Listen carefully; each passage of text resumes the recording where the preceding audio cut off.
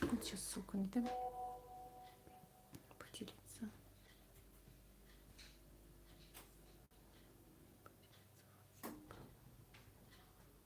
Слушай,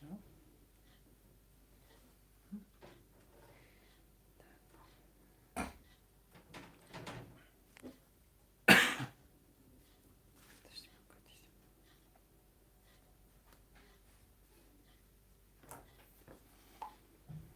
Так, ничего, шоколад. Скрыть все сообщения. там ссылку на спасибо ТНК берега.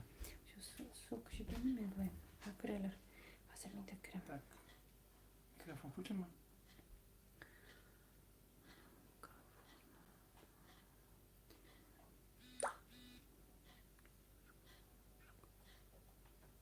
Внизу 2 точки.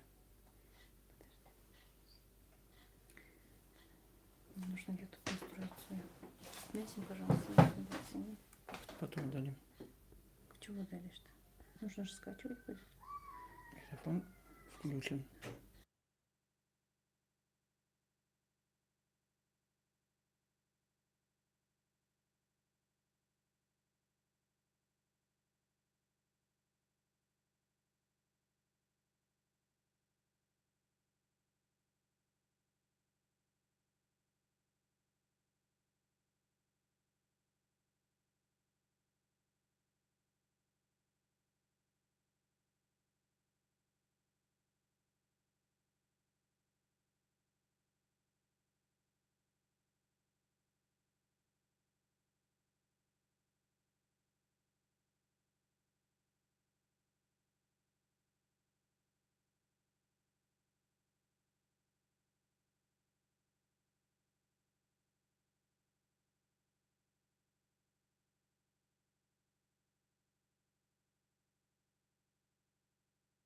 Тогда микрофон не было.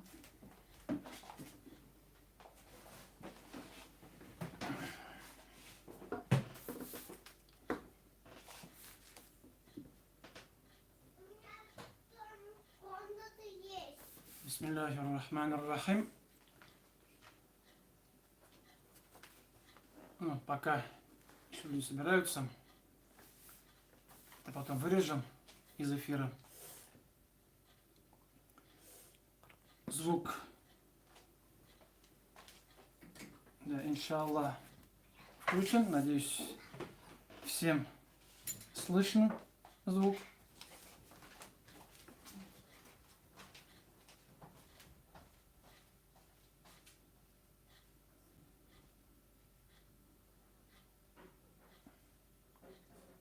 Да, иншаллах, должно быть слышно. Просто немножко сейчас подождем.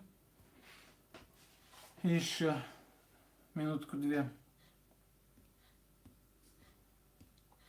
чтобы люди зашли.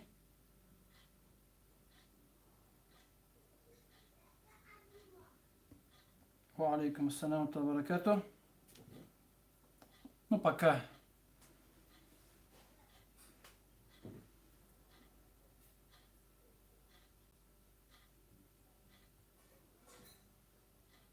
люди собираются.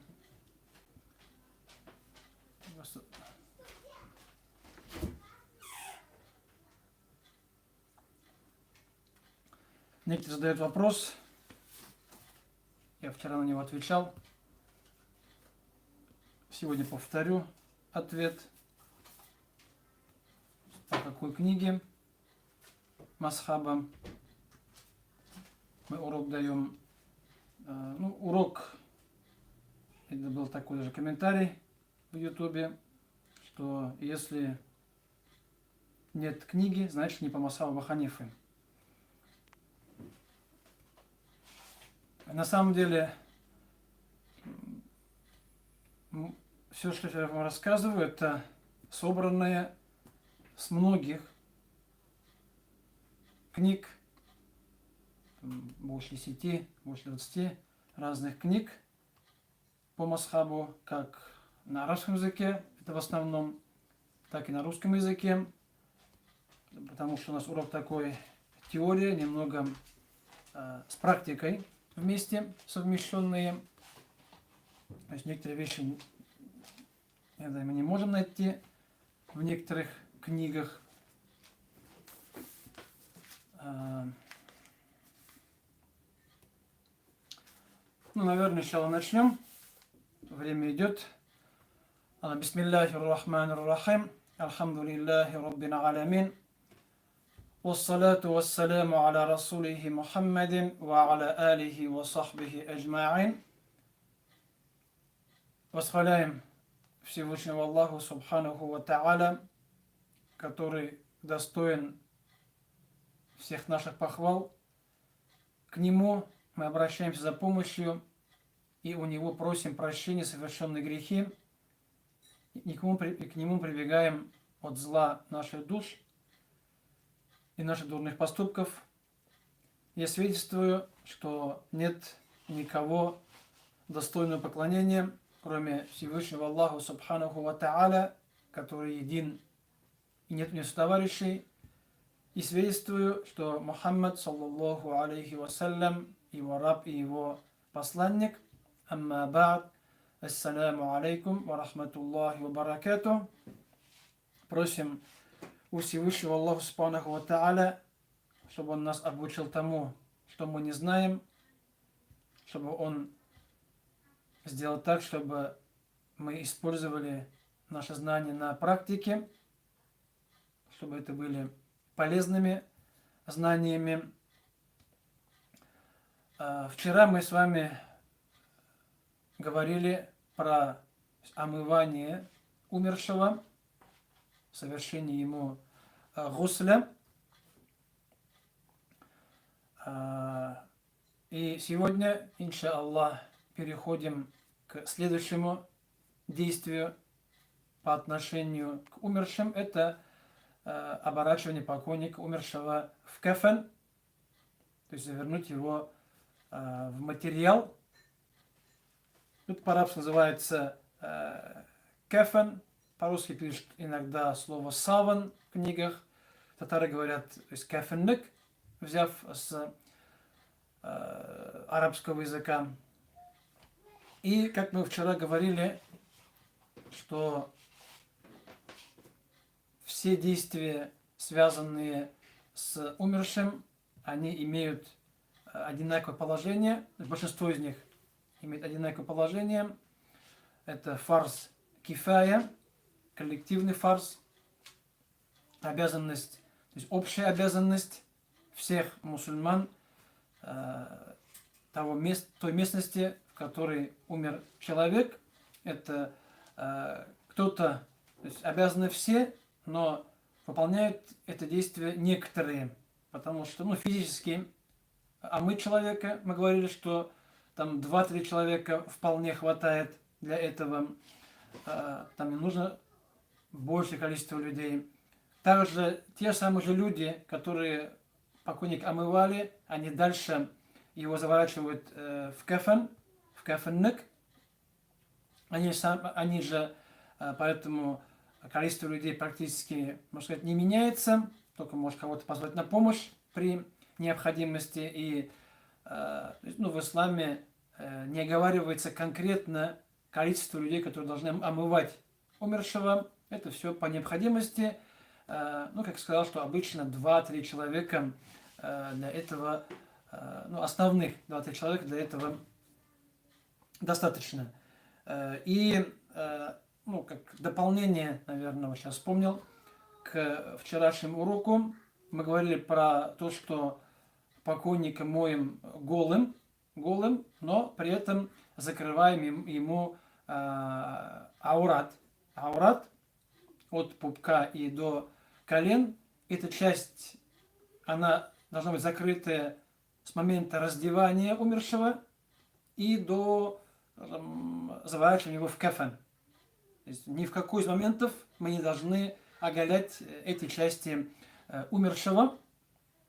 Я повторяю, это считается греховным, это считается запрещенным, это считается, можно назвать харам, запрещенные действия. И поэтому в основе в книгах приводится, что закрываем именно покойника. Он покойник, мы ему на тело ставим материал. Материал – этого будет достаточно. У нас же у татар в некоторых, насколько я знаю, то есть у татар в некоторых местах, деревнях есть немного делать по-другому. То есть покойника оставляют лежать голым полностью. И там омывающий два человека, а над покойником там 2-3 человека держат простыню. Простыню, получается, покойник лежит, над ним простыня, ее держат с 4 углов, может 2 человека, может 4 человека, и омывающий моет покойника, не видя его совсем полностью, просто руками там моет.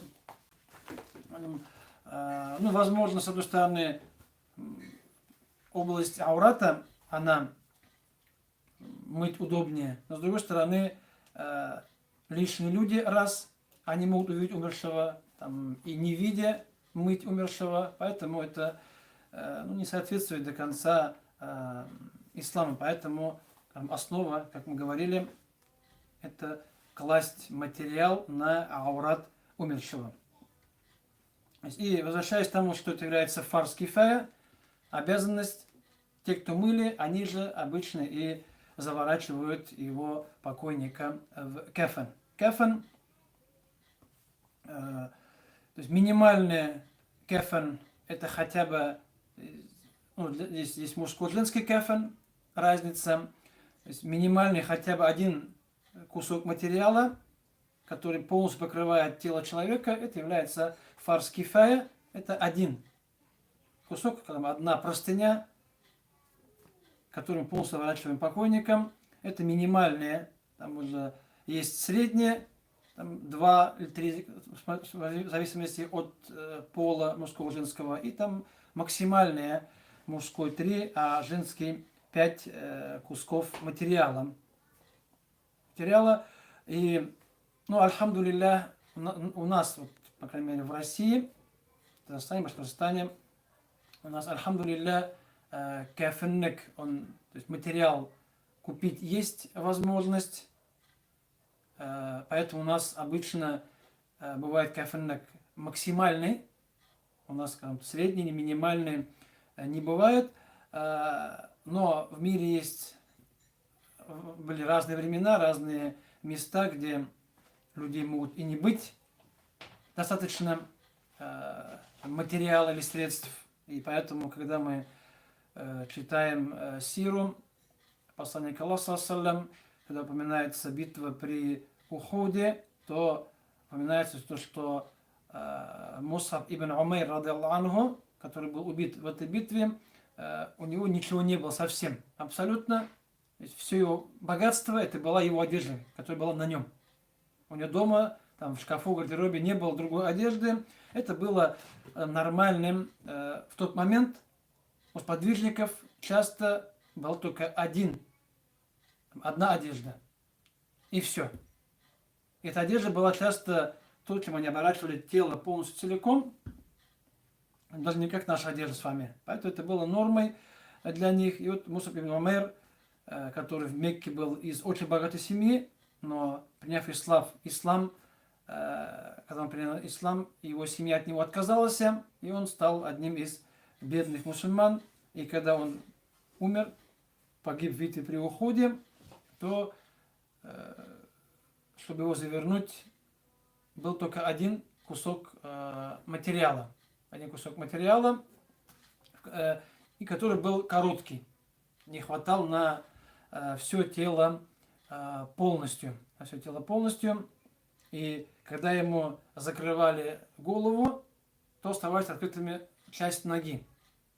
Когда опускали до ног, то оставалась открытой голова. И когда посланнику Аллаха, саллаллаху алейхи вассалям, об этом рассказали, он сказал, чтобы закрыли ему голову материалом, а на ноги положили траву. Траву, травой прикрыли его ноги, потому что не было другого материала, который могли бы его закрыть. Поэтому это минимальный один кусок материала, которым можно завернуть все тело. Альхамдулилля, у нас с вами всегда по максимуму. В то же время то есть остальные, получается, остальные качества кафана, они являются желательными, то желательно, чтобы кафан был чистым и хорошим материалом. Не обязательно, чтобы он был новым материалом. То есть по исламу и новый, и старый, но стильно чистый, они одинаковые. И даже приводится, что некоторые сподвижники говорили, что их похоронили именно в не новый, а материал, который они одевали при жизни, потому что говорят, что в новом люди больше нуждаются, чем мы. Но исходя из того, что их одежда, она была, как кафенек, можно сказать. Это, скажем, большой кусок материала, который можно человек завернуть. Наша одежда для этого не подходит. Поэтому нужно еще понимать, когда мы читаем сиру, читаем хадисы, нужно понимать, что у них был другой образ жизни, другая одежда немного, и нужно смотреть на их образ жизни, их одежду, а не на нашу. Поэтому у нас с вами одежда не подходит для этого, мы покупаем материал специально для этого. У них же этот материал, они его носили на себе. Поэтому так и говорили. У нас получается, никто, наверное, не будет использовать бэушные простыни, пододеяльники из дома. Хотя это и можно по исламу, но это у нас не принято. И не поймут, мы покупаем новый материал. Поэтому он должен быть чистым, хорошим, закрывающим все тело умершего. И чтобы был именно хороший, то есть, нормальный, хороший материал, так как посланник Аллаха, саллаллаху алейхи вассалям, он рекомендовал, если будете хоронить умершего брата, то заворачивать его то есть в хороший кефен. То есть там по-арабски говорится хасан. Хороший, нормальный, добротный кефен. Ну, понятно, что имеется в виду не то, что какой-то большой дорогой кефен, а средний, то есть не самый плохой материал, не самый дорогой лучший, такой обычный средний материал. Также желательно, чтобы кефен был белого цвета.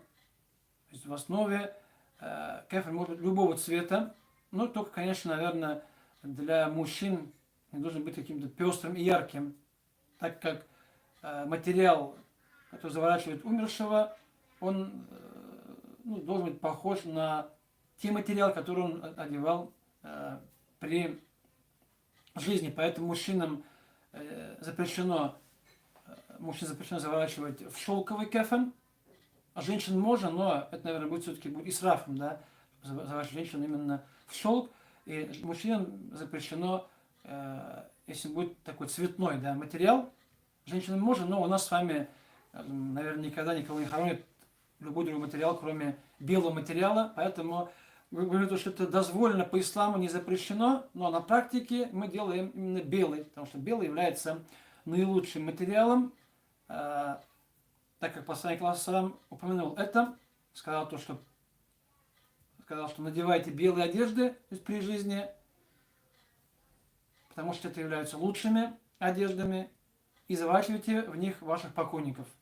То есть белый материал, поэтому это желательное действие, оно вошло в обиход, и уже другой вид материала люди использовать не могут. Но если нет ничего другого, нет возможности найти, то можно похоронить в том, что есть. Даже, скажем, те вот, скажем, простыни, наволочки, которые есть дома, они для этого подойдут. И также желательно, чтобы от кефана исходил запах благовоний. Поэтому в книгах по фикху пишут, что желательно окурить. То есть, там, получается, раньше же благовоние, это там, поджигали какое-то дерево, там оно дымило, дым имел приятный запах, и кефан ставили над ним, чтобы впитался бы этот дым. В наше время там всякие благовония чаще ложат туда.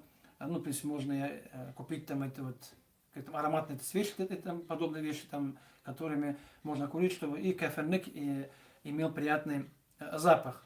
То есть в Мекке я видел, что кеферник, там вот слои туда кидают то есть миск благовония, не жидкое, а порошкообразное.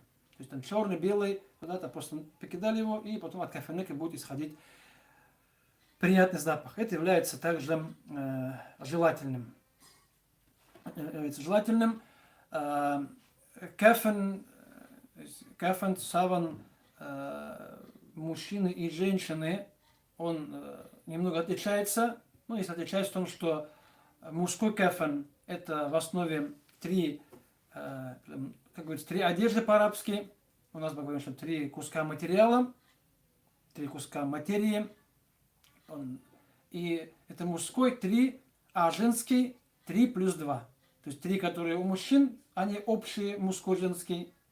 И плюс еще у женщин добавляется 2 куска материала. 2 куска материала. Это основа, что должно быть 3 куска материала. Ничего количества материалов, так как когда умер посланник Аллаха, то его завернули в 3 материи, в 3 одежды, как говорится. Поэтому добавлять к этому больше 3 является нежелательным, запрещенным.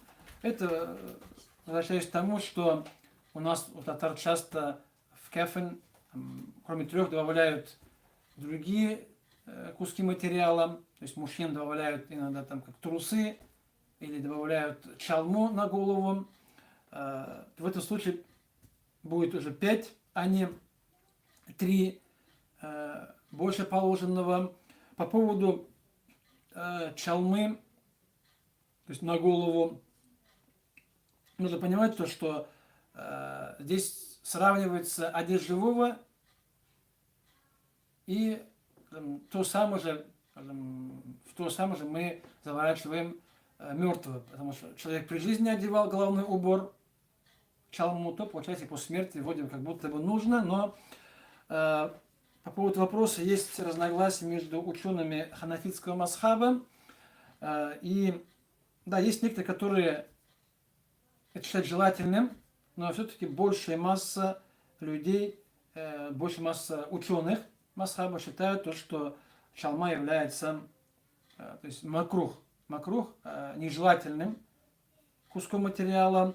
Некоторые скажут, что если умерший был ученым, или уважаемым человеком, то да, если был обычный мусульманин, то чалму не ставим. Поэтому желательно ограничиваться 3 кусками материала, там трусы, чалму и все остальное у мужчин не использовать. Эти вот 3 куска материала, пока сначала, наверное, как теория скажу, потом здесь вот готовые куклы есть с кефенником. Потом уже покажу, иншаллах, на практике. Мужской и женский.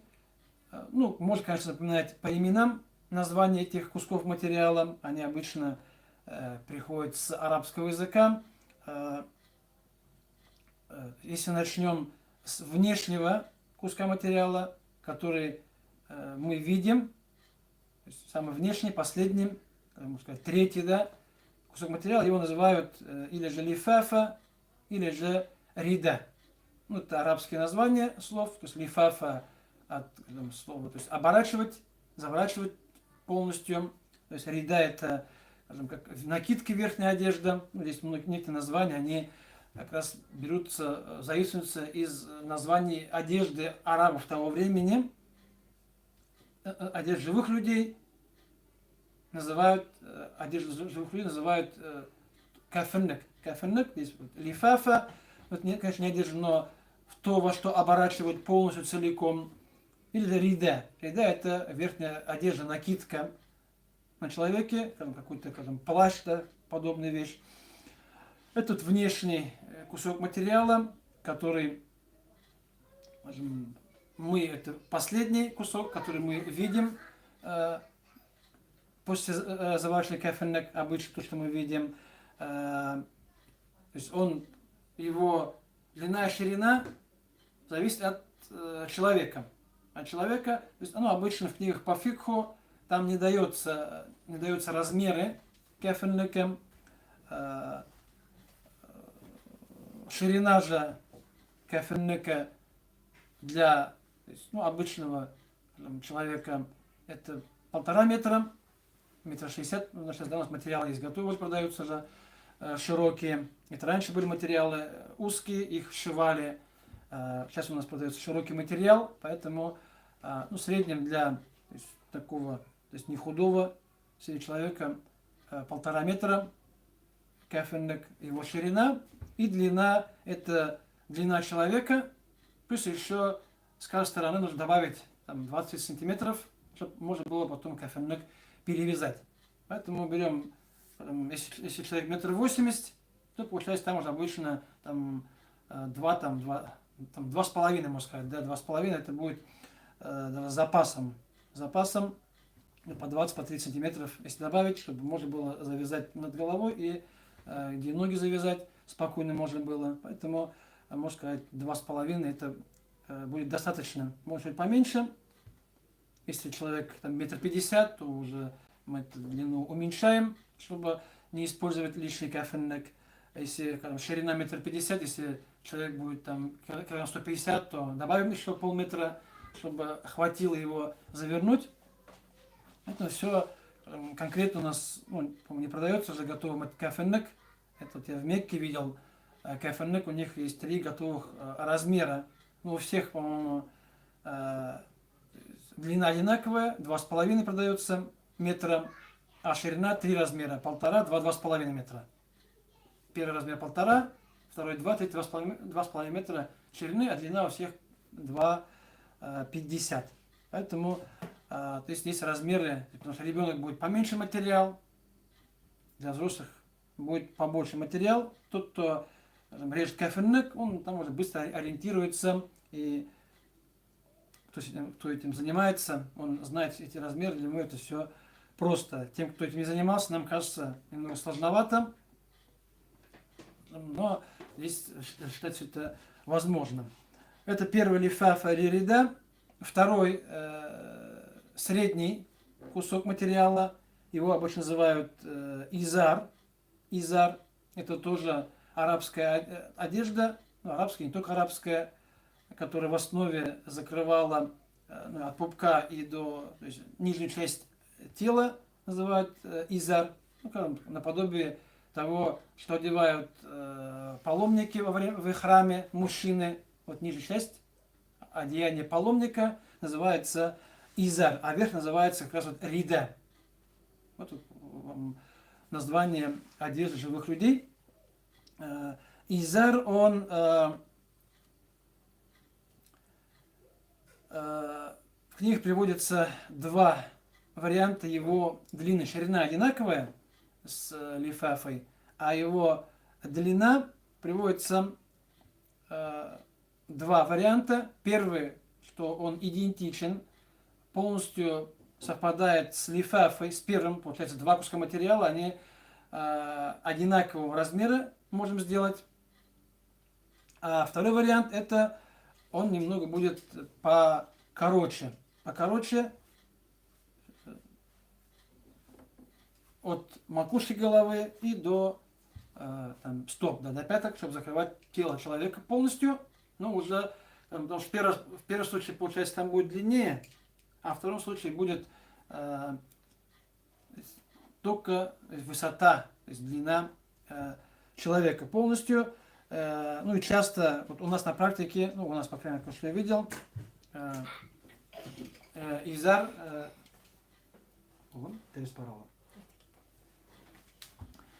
изар делают чуть покороче, чем лифафа, хотя оба варианта, они являются дозволенными и незапрещенными, если у вас они одинаковы по размеру, альхамдулилля. Если у вас лифафа, то есть первый слой, он самый большой, второй чуть покороче его, но закрывает от головы от макушки головы, и, то есть, и ноги полностью закрывает, тоже является дозволенным. И как раз я показываю сегодня, что и тот, и другой вариант я приготовил показать. И третий, то, что последний одежда, последний кусок материала, это то, что прилегает к телу умершего. По-арабски называется камис. Камис это рубаха. Здесь, конечно, камис это мужская одежда, а женская там называется по-другому. Мы говорим здесь камис, мужское платье. Мужское платье. У татар это называется охират кульмегем. называется ахират кульмага, то есть платье, которое связано с ахиратом, то есть последнее его одеяние. Ну, оно и мужское, и женское одинаковое, оно одинаково делается. Ну, если мужчина называют камис, это мужское платье, женщины называют обычно дира. Ну, и по-арабски, можете арабские названия не заучивать, если понимаете суть. Но и просто когда в них пишут мужское одно название, женское другое, а в результате это одно и то же. Это вот 3 куска материала. То есть и ахират кульмага, все-таки, наверное, это нужно еще видеть, да?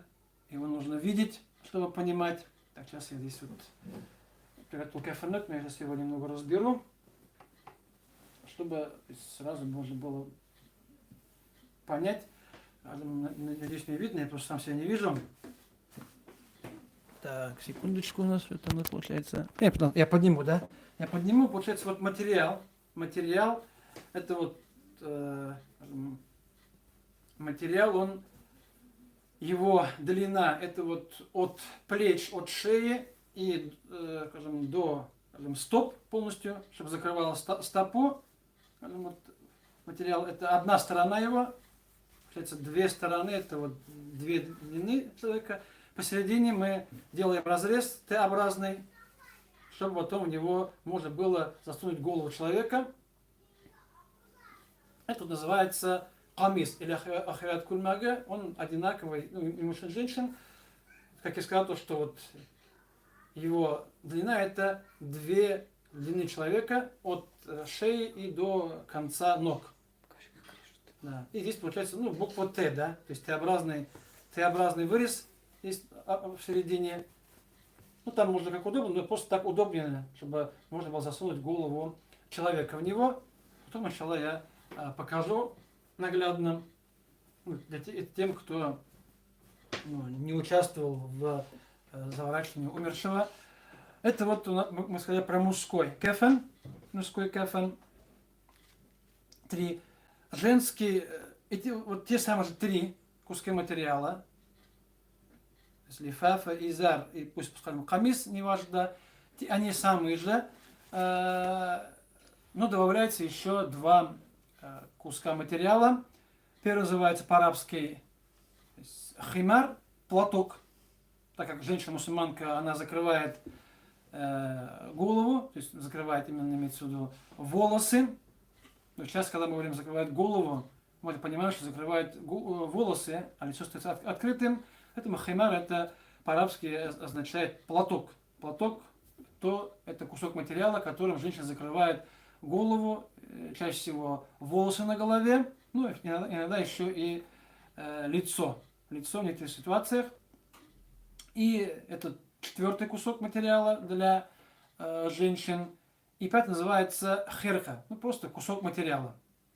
Это материал длиной, ну, когда мы возьмем то, что от груди женщины и до пупка или до колен. До колен, вот здесь то есть женский кафенек, мужской просто все. В женском немного есть некоторые разногласия в масхабе. Это то дополнительный материал, который повязывается поверх кафенека, то есть грудь, там вот эта часть, чтобы кафенек не раскрылся, не раскрылся, не открылся, это повязывается поверх одного из слоев кафенека, это не ставится на тело. Это вот 5 женских кусков материала, и 3 как мужские, как сказали, 2, получается, это платок добавляется, и еще один кусок материала, который поверх всех кафенеков, еще раз мы женщину оборачиваем, вот именно верхнюю часть ее тела, чтобы еще раз закрепить кафенек. Поэтому у нас же, у татар часто там в некоторых местах ставили, скажем, на грудь сразу же, точно наподобие, говорили, что кукрек шеда, это то, что было до появления бюстгальтеров. Женщины повязывали материалом свою грудь, и то же самое ставили, женщины начали ставить кафенекта, хотя это не приводится нигде в книгах. И тоже называют то, что бильбо, да, то есть какой-то материал, который повязывали часть тела, но там, наверное, был узкий, а здесь, получается, он немного должен быть широким. Тогда, иншаллах, покажем на практике, то есть так просто на словах, да, иногда тот, кто этим не видел, ну, я, конечно, лично сам никогда женщин не заворачивал, только мужчин. Мужчин я знаю больше по теории, ну, еще разговаривая с теми женщинами, которые они этим занимаются постоянно. Мужчина говорит, женщина. Да, с женщинами, да, которые омывают и заворачивают в кафан именно женщин. Ну, у нас там в центре Ихсан, да, в мечети Нижнекамске. Это вот мужской и женский кафан, это полный кафан. Скажу, что минимально там 1 для мужчин, 2 для женщин. Дети то самое же, если ребенок уже в возрасте намаза, уже близок к половозрелости, то скажем, подростки полностью, а маленькие дети, которые там 5, 6, 2-3 годика, то им можно просто 2 куска материала уже без вот, ахаят кульмега, без этого просто вернуть 2 куска материала является дозволенным. То есть у мальчиков 2, у женщин, девочек 3 куска материала, это минимальное. А так, если взрослые, то что мы с вами об этом говорили. То есть у мальчика 1 минимальный, у девочки 2 материала. Это, скажем, ну, лет там до 10 лет примерно, скажем. И теперь, наверное, иншаллах, покажем на практике. То есть на кукле. Покажем на кукле. То есть не только теории, но немного еще и практики вместе с теорией. То есть, ну, у нас обычно, скажем, покойника мы заворачиваем какую-то простыню и так далее, то получается, это вот у нас вот материал, это место покрывало, да, это материал, который мы, да, то есть, который мы закрываем, то есть потом уже будет то, что мы видим уже, когда покойник читает джаназа намаз, его там везут на кладбище, это вот ну, покрывало, скажем. Поверх него обычно у нас делают вот, как марлевые повязки или вот из материала повязки. Это, ну, здесь не только 2, обычно бывает, по-моему, 3 бывает обычно, здесь не только 2, кукла маленькая сделали. Это потом впоследствии, чтобы это для мужчин, которые будут опускать покойника в могилу, чтобы его держать. Вот там часть людей принимает внизу. Да. Вот, я просто покажу 1, который видно, наверное, да. Есть второй. Потом в конце тоже покажу, что вот, скажем, держать и покойника опускать вниз. Это вот для этого.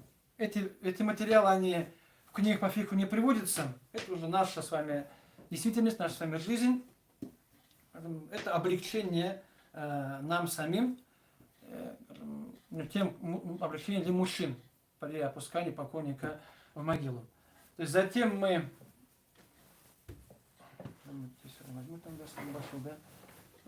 Затем мы... Здесь, наверное, большой, даже может в кадр не входит, да, полностью. Это вот, скажем, ну, обычный кусок, скажем, материала. Влезать, да, в кадр? Полностью нет. Не входит, да, в кадр, да, полностью. Ну, если кукла немного большая, получается, но, скажем, здесь даже чуть подлиннее, чем нужно, пошире, чем нужно материал, ну, для куклы. То, что, ну, обычный материал, скажем, прямоугольной формы, который потом мы завернем. Умершего это у нас с вами лифафа, да, первый слой. Затем второй слой, я говорил то, что или же он делается похоже на него, здесь, ну, здесь чуть-чуть он поменьше, ну, длина одинаковая, ширина практически одинаковая, ну, можно сказать, такой же идентичный. Вот 2 куска одинакового материала полностью, целиком. Это первый вариант, сказать, возможно. Второй вариант, это когда он чуть, то есть по ширине такой же, а поуже немножко. Здесь вот от головы и до ног. Вот сейчас поставим куклу, да, скажем, это то, что вот от головы и до ног. Про третий говоришь, да? Про третий говоришь? Да, это второй пока. Второй, получается, я просто показал два варианта. То есть у нас, может быть, у вас такое, видите, закрывает полностью, да, а может быть он как первый, там, вот, получается, закрывает уже целиком полностью. У нас часто почему-то иногда даже делают покороче, да, вот, скажем, вот до колен иногда делают. От головы до колен делают, но, Аллах алям, я в книгах такого не встречал, везде встречал, что от макушки и до вот полностью, чтобы была вся длина человека. Поэтому, если возьмем с вами, вот здесь у нас два слоя, сейчас мы пока убираем куклу, что не все до конца положили. Вот у нас первый слой мы положили кафеннек, лифа, второй слой положили изар и сделали их полностью одинаковыми. И третий слой, который я вам уже показывал, это вот ахират кульмага, камис, который мы, так скажем, накладем, да. Ну, обычно у нас там у татарского есть вот эту часть немного, там ее вот так собирают, да, чтобы потом, скажем, можно было проще, чтобы не лежала длинная. Да, вот как сделать отверстие для головы, если остается. Перед. Нравится, что видишь, что ли? Менә монысын юк кырдыра. Так, видишь, нет. Юк, монысын юк кырдырабыз. Менә бит менә монда була. Это спокойнее потом закрывается. Ну, күкрәгендә менә бу кала. То есть положили, это у нас пока мужской, да? Вот три вот слоя, это мужского кафеннека. Хотя у нас, конечно, кукла девочка, да, но кукла мальчиков обычно чуть мало бывает, да, куклы мальчики. Обычно куклы девочки у нас сейчас вот мужской кафеннек мы сделали. Женский потом начала дальше вот отдельно будем. То есть здесь у нас уже, то есть кукла, ну она, конечно, немного одетая, не раздетая полностью. Вот у нее закрыт материалом аурат сразу же. Сейчас поставим что. Вот у нее есть, у нее материалом закрыт аурат. Аурат мы должны от начала омывания, вот до этого момента и дальше, пока он должен быть закрытым. Только потом, когда мы закроем материал, мы этот все материал должны будем убрать, чтобы там не остался. То есть спокойненько положили. Вот ахаят кульмага мы, здесь вот Т-образные, да, отверстия. Неудобно будет одевать. У меня просто Так что ли? А я наоборот. Давай. Толдum. Вы меня там сами потом, да. Ну, тоже так, да. Ну ладно, пусть будет так. Кышына битинде курчак. Да. То есть положили, то есть здесь Т-образный разрез.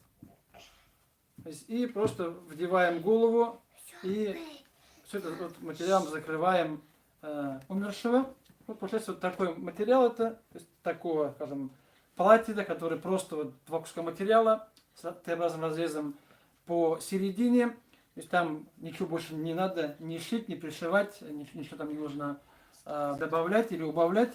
И вот после этого только, когда мы закрыли, то после этого мы там уже вот с аураты материал убираем, там уже остается, убрали, вот только здесь уже можно оставить. Здесь, конечно, можно добавить то, что все-таки это человек, а люди бывают разного состояния после смерти, то можно где-то вот там под голову здесь, или же вот под, скажем, заднюю часть тела, под середину тела, где вот половые органы, задний проход, то там можно ставить пеленку. То есть есть обычные пеленки медицинские, которые ложатся под больных. Их можно внутри оставить, это не будет считаться дополнительным куском материала, это будет как защита кафеннека от того, что если что-то из покойника может выйти. Поэтому и под голову можно оставить эту пеленку, и еще лучше, наверное, ставить под вот, нижнюю часть тела, где аурат. Там его завернуть, закрыть, чтобы если что-то выйдет, то оно осталось на пеленке, оно не попало на кафеннек, не попало на кафеннек. Ну и здесь, вот, дальше, до того, как пойти дальше, вот у нас сейчас с вами, альхамдулилля, материалы, сравнивая с тем, что продается в магазинах, они широкий материал. Раньше же материалы продавались узкие, 8 сантиметров, поэтому люди шили, то есть, да, то есть соединение два куска материала, чтобы его ширина стала 1,60 м. И когда вот людям объясняешь про кафельник и показываешь его широким, они спрашивают, а где думают, что что-то нужно шить? Люди думают, что нужно что-то именно, ну, уже более современные, потому что бабушки, которые были, они уж понимают, о чем я сейчас говорю. А у нас сейчас готовый кафельник широкий, хороший, нормальный, и ничего шить не нужно. А люди спрашивают, а что там шить-то? Думаешь, что какую-то там нужно что-то сеять, и нужно что-то там, какую-то там определенную одежду мертвому вышивать, там, зашивать и так далее. То есть вот в настоящее время шить ничего не нужно. Потому что в то время мы просто эти два куска материала их соединяли, чтобы у него была нужная для нас с вами широта. Широта. И ну, здесь вот в это время появились разные ну, традиции у людей, что связанные вот именно с пришиванием материала к материалу для кафельника. Там появились разные традиции, которые ну, не имеют основания в исламе, не приводятся в книгах, чтобы там были новые нитки, новые иголки, новые ножницы, чтобы там определенно были стежки и так далее. Разные вещи, которые люди все осложняли, что нужно мыть, нужно шить там, руками. Сейчас у нас появилась машинка, потому что цель является, если не хватает, есть материал, его не хватает, его нужно соединить. Как это мы делаем, роли не играет. Главное, соединили и дальше пошли. Руками, машинкой, нитками старыми, новыми, там, стежками, не стежками, эта роли не играет, поэтому это просто дополнение к тому, как люди себе осложняют иногда жизнь. То есть, продолжаем. Это первое, что мы с вами закрыли, кафельника. У нас осталось два слоя. Осталось два слоя кафельника. И их закрываем. Сначала одну, то есть каждый по отдельности. Сначала изар, потом лифафу. Каждый закрываем по отдельности. И начинаем с левой стороны умершего. Получается, сначала закрываем именно левую сторону умершего. Получается, вот, закрываем полностью, насколько это позволяет. Получается, вот, все полностью мы его закрываем, материал, то есть там подтягиваем его, левую сторону сначала умершего. Ну, вот как обычный человек, когда вы берете какое-то большое одеяло, да, то сначала вы закрываете левую сторону, потом правую сторону. Обычно. Здесь не видно, наверное, меня. Но обычно человек берет какую-то вещь, он сначала ставит левую, потом правую. У нас левая внизу, правая наверху. Это, наверное, касается тех, кто является правшой, возможно. То есть, возвращаясь к умершему, кафельник, сначала левая сторона его умершего закрыли, потом мы берем правую сторону и также его закрываем. То есть полностью, вот, чтобы все его натянуть, подтянуть, чтобы все было ровно, чтобы в этом случае у нас получается с двух сторон, вот видно, да, то есть с двух сторон у нас есть материал для завязывания. Если материал покороче был, вот как тот вариант, то в этом случае у нас бы этого не было. Но покойник был бы полностью закрыт целиком от головы и вот до ног. У нас остается последний слой кафельника, лифафа. Также первый закрываем левую сторону умершего. То же самое же закрываем сначала левую сторону умершего, также потом закрываем правую его сторону. Ну, там, если материал там смотрим на его ширину, то уже там, чтобы там, вот, его оборачиваем покрасивее, его оборачиваем там, поплотнее. И вот тем самым у нас, и затем у нас мы покойник завернули в кафан. Потом, здесь не было, да, по-моему, веревочек, да? Ну, здесь, сейчас не могу показать, там веревочки, может, и были. Где-то не были веревочки, но вот.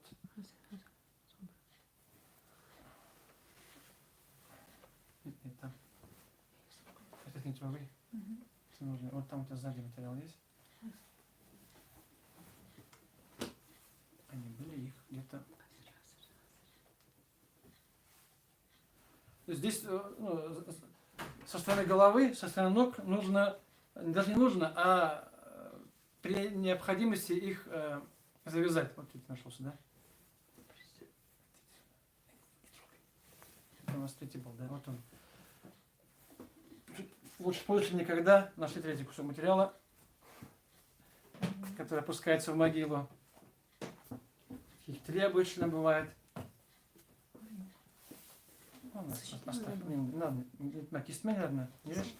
Оставить надо. Поэтому здесь уж просто показываю, что или вот здесь мы, со стороны головы, мы его, ну я просто не буду завязывать в узел, да, завязываем со стороны головы. Это все завязывание, оно считается в книгах при необходимости.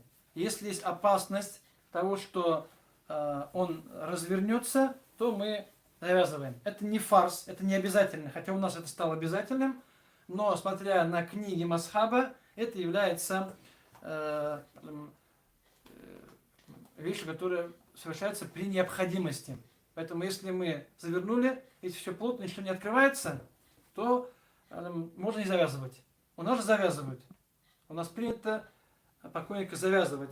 Поэтому у нас получается, что... Так, я вот уберу, чтобы не видно было, да? Вот покойник у нас завернутый в 3 слоя материала полностью. Здесь две стороны завязаны.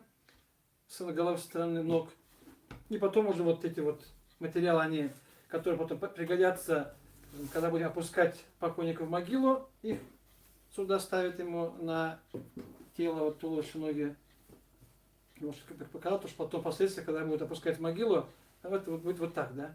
Этот материал, за него его, может, подальше сделать? Вот так будет. Потому что вот так возьмут люди, которые сверху, и будут опускать вниз, которые находятся люди, принимающие в могиле. Это для этого делается материал. И потом уже мы просто уже вот, заворачивается покрывалом, и все, и уже покойник уносят из дома, там, из Маидхана, чтобы его мыть. Это у нас с вами... Здесь уже не, да. Это не кафенек. Это мужской кафенек был. Теперь все опять разворачиваем. Все это разворачиваем и... уберу, да? Сейчас уберу. Все обратно, потому что мне кажется, что у нас все-таки здесь больше женщин на уроке, чем мужчин. Но, с другой стороны, у нас обычно женщины режут кафенек в деревнях. Обычно женщины режут кафенек. Мы говорим то, что эти вот 3, которые были до этого куска материала, они же, поэтому я здесь уже ничего не буду добавлять. Так, оставим как есть то, что было. У нас добавляется платок на голову, и называется у нас херка. Если она, конечно, может не такая широкая, да, сама по себе уж. Могу сейчас. Вот. Так вот все сделаю, пошире, да, второй материал. Пошли здесь, он немного поуже. Ну, оба варианта покажу. То есть женщина у нас то самое же, но вот у женщины, здесь самый простой, наверное, это платок, химар. Честно говоря, там приводится в книгах, что это химар, то есть это то, что закрывает голову и лицо. Это кусок материала, закрывающий голову и лицо. Так как женщина при жизни надевала платок, мусульманка, должна была надевать, так и после смерти также мы ее заворачиваем в кафан. И здесь нужно сделать так, чтобы закрыть и волосы, и лицо одинаково. И волосы полностью, и лицо, чтобы было закрыто. Поэтому, когда я вот искал в книгах, не только в масхабах Ханафи, но и в других масхабах, там не приводится такое подробное описание, поэтому, наверное, у вас, в ваших вот деревнях, где вот вы, если кто участвовал, там, возможно, отличаются способы, как это делать. Но исходя из того, что мы закрываем и лицо, и голову полностью. Мы как вот сделали как в виде как конвертика. Получается, просто ложим. Конечно, где-то я видел картинки, то, что делают как косынка. То есть делают, здесь, конечно, очень большой, получается, за этот материал. Там, наверное, материал не нужно. Некоторые делают как косынка, но тогда, получается, у нее остается лицо открытым. Если косынка, лицо остается открытым, весь материал слишком большой получается. А книга, скажем, закрывает и лицо, и волосы. Поэтому, ну, Аллах алям, мы вот с женщиной договорились, у нас нижекамские, то, что мы закрываем ей материалом и вот как закрываем ей лицо. Получается, что вот примерно так, да, возможно, видно вам, да, если материал, то есть мы его просто оборачиваем и здесь лицо открыто получается, вот обернули, и вот и так закрываем ей лицо, так вот, или конверты делают детям обычно на лицо, вот примерно таким образом закрываем ей лицо женщине. У вас возможно делать по-другому, потому что факт, если голову закрыли, если лицо закрыли, то выполнено. Это, наверное, одно, да. Одно. Последний кусок материала, то есть аль-хирка, называется по-арабски, так и переводится как кусок материала, тукама кисяга. Вот его мы должны были, скажем, положить, наверное, все-таки, можно сказать, практически первым, то есть один из вариантов, я пособираю, мы положим хирка, так, чтобы оно закрывало от груди и где-то до пупка или там и чуть ниже. Сейчас все открываем, да. Опять все возвращается. Все, сейчас мы вот ахаят хурмага одет, как у мужчины одинаково, никакой разницы нету. Голову, лицо закрыли. Ну, способом. Теперь опять то, что было у мужчин, то же самое закрываем левую сторону умершего. Умершая, да, женщина у нас получается в этом случае. Затем ее правую сторону закрываем также. Ну, все, это был у нас изар, второй слой. Затем берем, съехал, ну ладно. То есть лифафа, последний слой, который был, мы говорили, мужской последний слой, закрываем сначала левую сторону, затем закрываем правую сторону. И потом уже вот этот материал, этот материал, в этом случае мы его делаем самым последним поверх всего кафельника, чтобы, то есть, вот, можно пониже немножко, да, но он вот здесь вот от груди и вот, скажем, может даже до пупка или вот до колен, этот материал можно сделать, и им мы просто уже еще раз здесь вот его хорошенечко им заворачиваем. Этот материал, может, конечно, здесь может поуже, можно пошире здесь, чтобы обернуть покрепче, чтобы эта часть кафельнека не раскрылась. Это женщина. И потом уже, как и мужской кафельнек, мы то самое же его обвязываем. То есть у женщины он еще один добавляется поверх того. Его можно, в принципе, оставить в середине. Его можно оставить, то есть не последним, а средним, чтобы сверху ничего там лишнего у нас с вами не было. То есть, чтобы это не было еще материал сверху, да. Да, можно оставить его, то есть над изаром. То есть у нас первый был на тело, который мы одевали через голову, потом второй мы завернули, и можно оставить его в середине, тогда его не видно будет просто, и он там в середине же останется и закроет полностью. Это у нас был последний слой. Ну, можем, конечно, с вами сейчас опять разобрать. То есть тогда получается, сейчас я и вот так сделал, да? Да, получается у нас вот мы его оставили, вот у нас покойница, ахарат кульмаган, вот камис и вот платье надели, голову закрыли, теперь вот изар, который был, мы им оборачиваем ее. Затем вот этот кусок материалом здесь вот, здесь, конечно, не важно, когда он подлиннее, если будет, его просто вот, как посильнее им оборачиваем полностью. Вот если будет длиннее, там, чтобы до конца было, обернули целиком. Вот, ну, здесь от груди и вот там, пупка, там, есть, там, вот, и до вот там или до колен, чтобы эта часть, ну, получается, вот, можно сказать, почти что именно от шеи, да, ну, после, да, от шеи и вот отсюда обернули плотно, и потом уже вот последний кафельник мы им закрываем и завязываем. Поэтому, как видите, что у женщин немного чуть посложнее. Ну, вот 5 материалов. Вот теперь внешне они похожи. И мужской, и женский. После мужской 3 куска материала было. Женский добавляется еще 2. То есть платок на лицо, голову. И вот этот материал, который мы показали, 2 варианта его. И вот то, что было и мужчина, и женщина, здесь вот одинаково. Одинаково мы полностью его поклонникам, то есть закрываем. Уже он готов. Готов к тому, чтобы его уже намаз совершили над ним и его хранить. Это вот, конечно, материал он останется, а все остальное, вот, это тоже останется. Но эти вещи, то, что спустилось в могилу, обычно там и остается. Эти материалы уже никто в настоящее время не берут. Это вот, ну, надеюсь, там, вам видно было, потому что все-таки, наверное, где-то в классе там, или же мы иногда даже ложили человека и его завешивали кафельник.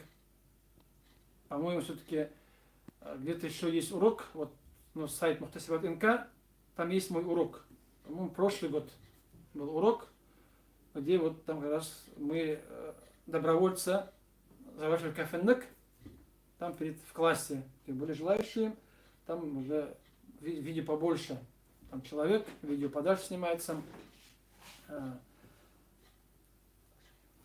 Все, да, то есть все. Вот кафельник мы завернули умершего.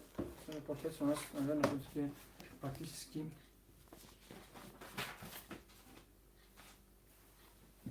все, да. Да, поняла. Да, все, можем брать.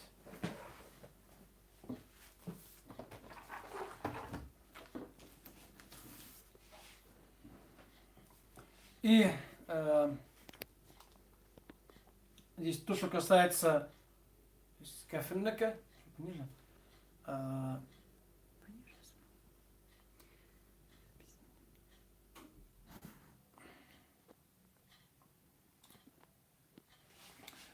хотя, конечно, у нас это не так сильно выполняется, но в основе то, что приводится в книгах Масхаба, после смерти человека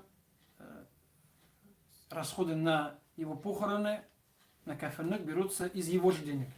То есть человек умирает, на кафельник берутся деньги, средства из его же личных денег, из имущества умершего, если оно у него было. Это самое первое.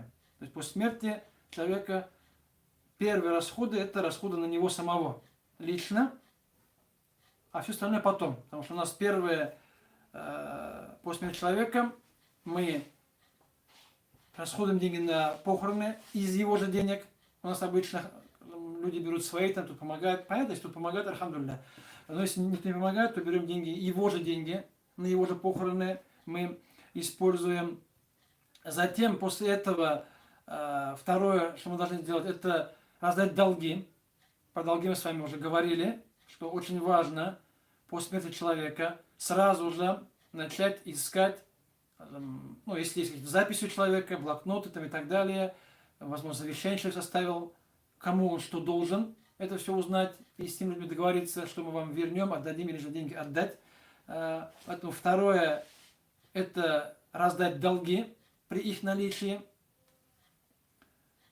Третье, это выплата того, что человек оставил как завещание, то есть здесь, ну, васият, завещание, потому что завещание, или же по-арабски это васият, васият он, то, что он, это имеется в виду, то имущество, которое умерший при жизни написал, что если я умру, то вот это дарить тому-то. Это называется васият, называется завещание имущества. Это третье, то, что человек, на что тратится его имущество, то есть человек, он записал или сказал, что когда я умру, то вот эта вещь будет тому-то, то она ему передается. Но там есть свои условия, чтобы это имущество, завещанное имущество не превышало трети всего имущества умершего. То есть не больше этого, больше трети это запрещено давать. Второе, завещание не дается родственникам. Потому что родственники, имеется в виду, завещание не полагается тем, кто получает наследство. А полагается только тем, кто в наследство не входит. Потому что у нас четвертый будет то, что осталось, это наследство. То есть человек умирает, расходы, минус расходы на его похороны, минус, если были долги, минусуем то, что он кому-то завещал, не больше трети, и не тем, кто получает наследство. И потом только в конце четвертое, то, что осталось, мы делим между наследниками. То есть мирас. Наследство делится между наследниками, которые приводятся, в Коране большая часть наследников. Это первый, скажем, круг, первая линия. Это у нас муж, жена, дети, родители. Всегда. Это самое первое. Если они есть, то уже другие родственники наследство не получают. Поэтому перед смертью отец не может сказать то, что, скажем, когда я умру, квартира будет сыну, или там дочери и так далее. Потому что, скажем, дочь и сын и так получают наследство.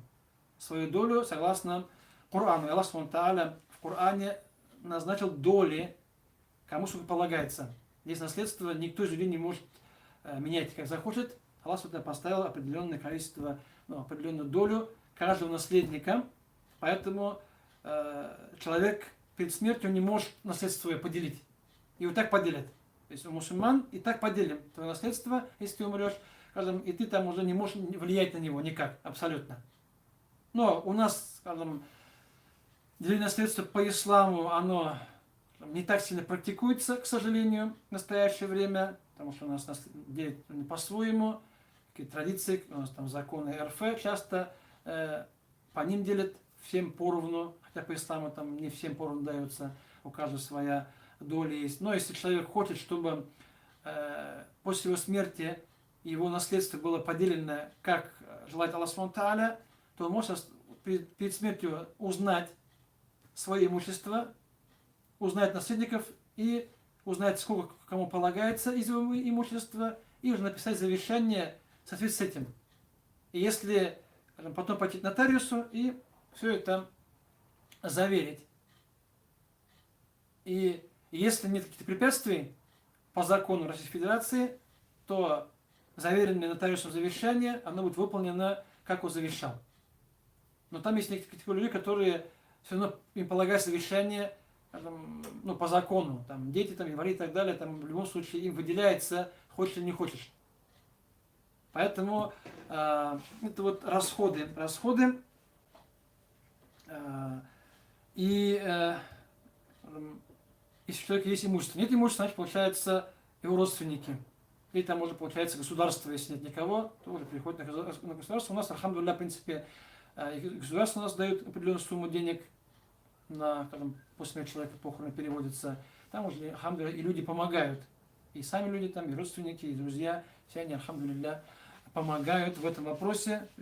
Есть, в основном люди не остаются. Хотя, конечно, есть некоторые семьи, которых мало родственников, людей мало и так далее, то есть, нужно помогать друг другу в этих вопросах. Это вот, наверное, на сегодня... Да? Нормально, да? То есть вот на сегодня на этом мы остановимся, чтобы завтра, иншаллах, продолжить уже намаз и потом уже похороны. Так, вопросы, да, если были?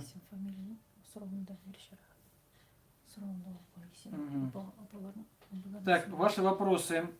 То есть вопрос фард кифая, омывание и одевание. Вопрос Венеры Сайфуллиной. Все фард кифая, и омывание, и одевание. Оба действия являются фард кифая, обязанностями. И все действия, и мыть, и одевать кафаннак, и читать намаз, и хранить, все они считаются фард кифая. все вот эти вот действия, они все считаются фард кифая. То есть вопрос, можно ли в конце побрызгать саван духами или благовониями, чтобы приятно пахло? Ну, наверное, в чате, по-моему, вопрос задавался подобный, да? Но только про омывание было. То есть, ну, побрызгать духами, ну, в принципе, можно, потому что если до этого не окурили ничем, там, если там, у нас нет такого, там, окуривать материал, у нас нет такого, там, ложить какой-то сухой, порошкообразный благовония, у нас обычно благовония все, скажем, жидкие, поэтому, наверное, в СССР и использовали одеколон, да, скажем, кафеннекке в деревнях, чтобы от него хорошо пахло. Поэтому, то есть, побрызгать кафеннек духами, благовониями, думаю, иншаллах, не запрещено. То есть вопрос, размер камиса для мужчин и женщин одинаковый. То есть зависит только от человека. То есть, да, то есть от его роста, потому что у кого 1,80 м, у кого-то 1,50 м, поэтому от шеи, скажем, ширина, в принципе, там уж ширина по ширине человека. Потому что, ну, длина понятна, ширина уже, ну, чуть пошире, потому что слишком широко исраф будет. А чуть поуже, чтобы, ну, закрывало тело. То есть, когда мы материал ставим, чтобы вот материал, вот сколько там, сколько, 70, да, получается, да, примерно. Вот для меня хватит, наверное, потому что здесь 50, да, еще там по 10 метров примерно, ну, 80, наверное, для меня хватит. Ну, 90 будет уже с запасом, там метр, два, с лишним метр будет лишнее, чтобы не было, и исрафа, чтобы не было. Поэтому размер камиса, он, ну, индивидуальный, то есть ширина человека, потому что тут худой, тут у нас не худой, и его ну, длина человека. Памперс, памперс прекращается. Да, памперс, пеленки получается, да. Надевать памперс, Аллах алям, как-то. Если, конечно, только наверное, течет и не останавливается, тогда, наверное, памперс может быть одеть. Но так, чтобы не видеть аурат. Так-то в основе пеленка, в основе, да. Да. Памперс, наверное, это как исключение иногда кому-то, у кого наезд не прекращает течь совсем, полностью. Ну, там кровь, там, моча и так далее, возможно, да. Тогда, возможно, да. Это как исключение, это для защиты кафеннека, это не как часть одежды. Это защита кафеннека впоследствии, чтобы он был чистый. Я просто однажды позвали, то есть там один парень умер, позвали, и там уже его помыли, вынесли, у него там на кафеннеке были пятна, там, ну, крови там, или гноя, это было некрасиво. Вот для этого мы пеленку, там, памперсы, даже вот в Мекке под голову сюда ставят вату, и там вот нижняя часть тела тоже ставят вату, потому что вата она точно впитает и уже дальше не пойдет. Вопрос. После того, как завернули в саван, можно ли открывать лицо покойника, если попросят родственники? Ну, этот вопрос, честно говоря, я вот не видел, что он оговаривается в книгах. Да, у нас же, я понимаю, почему вопрос задают, почему спрашивают, у нас же часто это все опирается в то есть, традиции того или иного региона, той или иной деревни. В основе открывать дозволено.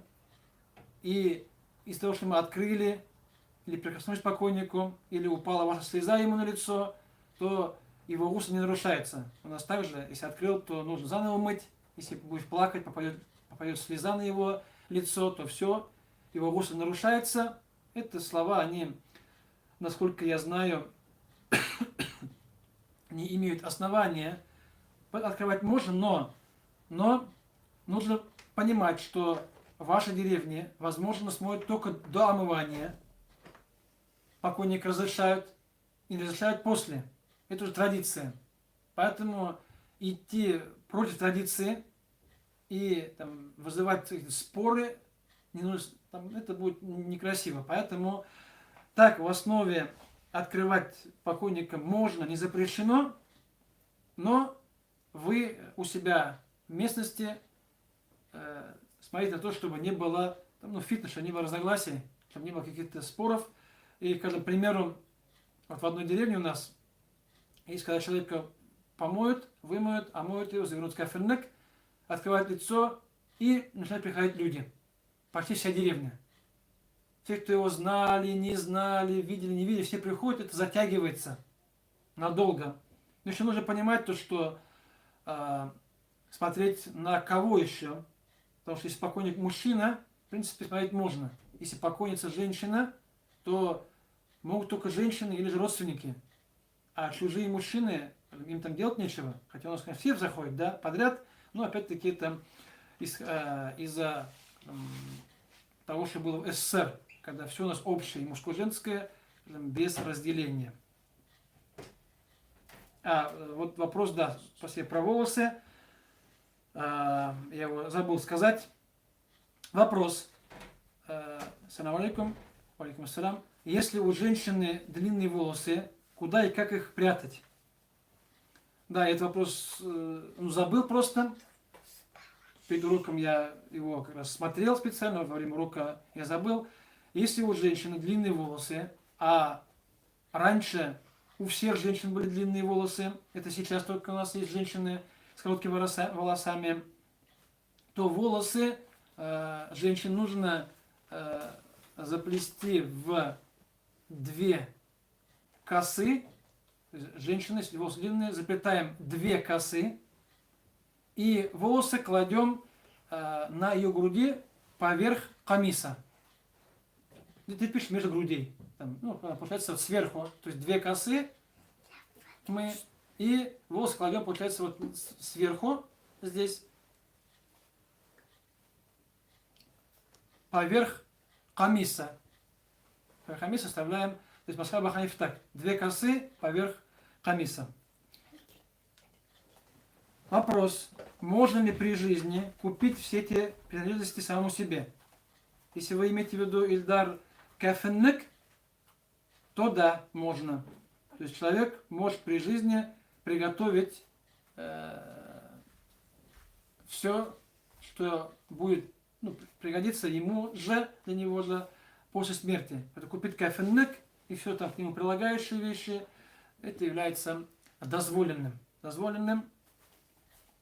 Даже, забегая вперед, сказал, что даже и разрешают могилу вырыть некоторые ученые.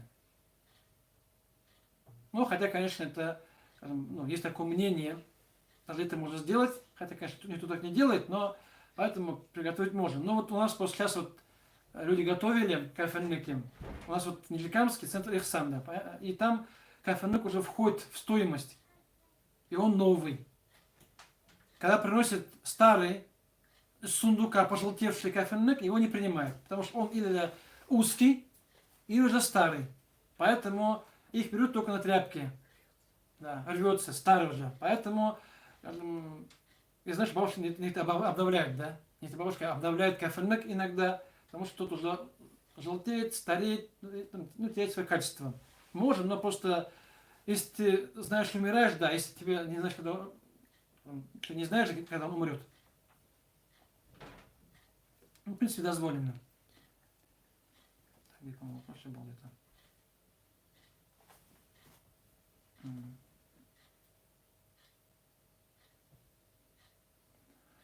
Вопрос. Если Наташа, конечно, придется переводить. Здесь сестра видела в одном видео, что там рассказывается, что при заворачивании в кафен нужно начинать с правой стороны. Мы сказали, что начинаем с левой стороны. Мы с вами говорили, что начинается с левой стороны. Некоторые говорят, что с правой стороны.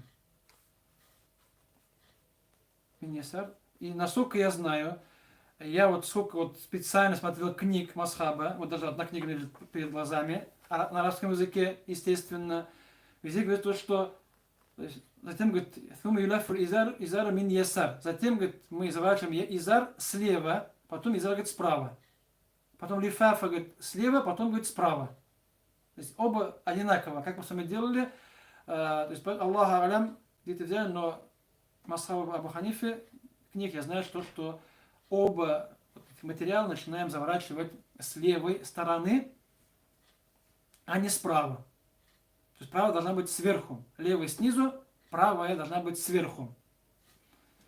Если у кого-то есть другое, именно с книг, да, то, пожалуйста, я вот говорю то, что я знаю, то, что читал, и то, что не раз проверял. Даже вот когда я вот те самые же уроки преподавал вот у нас в Нижнекамской мечети, там, дедушкам, ну, там, тем, кто мужчинам, которые омывают покойника, то там же тоже возникали иногда разногласия, потому что они говорят, то, что один лево-право, другой право-лево. Потому что так, ну, они боятся, что она откроется. Они говорят, то, что первое право, потом левое, чтобы не оба были одинаково, а по-разному их объяснение, чтобы не раскрылся кафельник. Но мы же в середине заворачиваем, там завязываем двух концов. Тут в середине мы, получается, там тоже ложим материал, он не открывается. Поэтому эти опасения, они безосновательные на самом деле. Я думал, будет короткий урок. Оказалось, что и кафельник, тема маленькая, небольшая, но растягивается. На этом, иншаллах, мы сегодняшний урок завершаем. Встретимся в то же время, ну, примерно минут 15 седьмого. Завтра будет намаз, то, что связано с намазом, иншаллах. سبحانك اللهم وبحمدك نشهد أن لا إله إلا أنت نستغفرك ونتوب إليك السلام عليكم ورحمة الله وبركاته